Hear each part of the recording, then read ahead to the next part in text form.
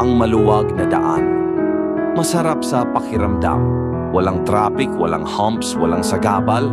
Tahimik, diretso, mabilis kang makararating sa pupuntahan mo.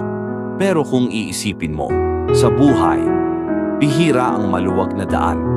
Mas madalas ay masikip, puno ng liko, puno ng abala. At doon tayo natututo ng tiyaga. Kaya kapag nakatagpo ka ng maluwag na daan, huwag mong sayangin.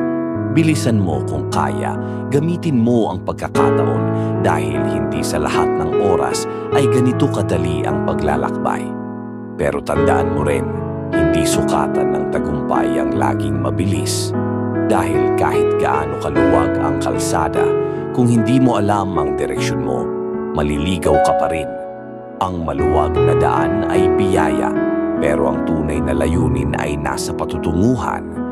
Kaya't kung ngayon ay nasa magaan kang yugto ng buhay, magpasalamat ka, gamitin mo, sulitin mo, sapagkat darating ulit ang mga araw ng traffic at darating ang mga oras ng hirap.